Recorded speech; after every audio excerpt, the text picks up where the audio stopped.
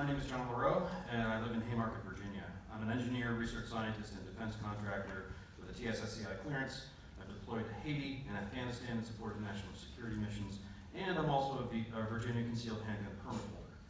I will be made a felon by the proposed gun control measures being pushed in the General Assembly that you are being asked to fund. There is approximately $8 to $10 million worth of funding items associated with Governor Northam's current gun control push in his budget and in HB 30. I have a copy sitting over there, and I can go through all the details if anybody is interested. These proposed gun control measures are demonstrably ineffective, as can be evidenced by simply looking at DC and Baltimore, with some of the strictest gun laws, yet staggering violent crime rates. We can also look at the recent attempted mass shooting in Texas that was stopped in approximately 6 seconds by a law-abiding concealed carry members after Texas removed places of worship as being gun-free zones after a similar attack in 2017 took 26 lives. The proposed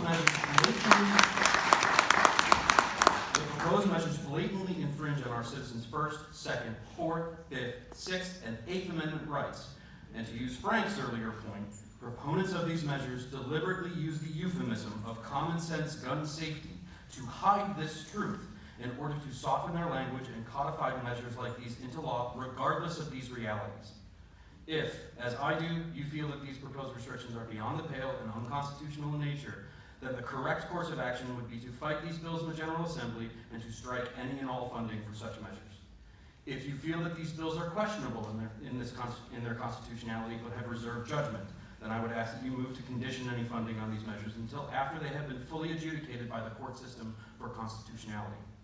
If you are a firm supporter of these measures and feel that confiscation and criminalization of possession, as well as preemptive judgment and seizure, is an effective and appropriate strategy for curbing violent crime, then I ask that you be logically consistent and also remove any and all exemption or funding for armed protective details for legislators and government employees.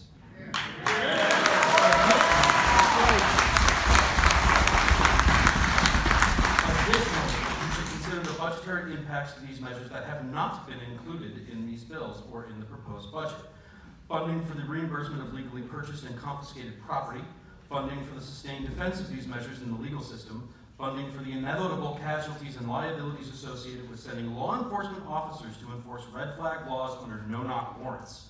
And finally, again, if you believe these measures will be effective, I would caution that the funding numbers already included are way too low by at least an order of magnitude, as a sleeping giant has awoken, and liberty-conscious Virginians are not going to acquiesce or go quietly along. Thank you, sir.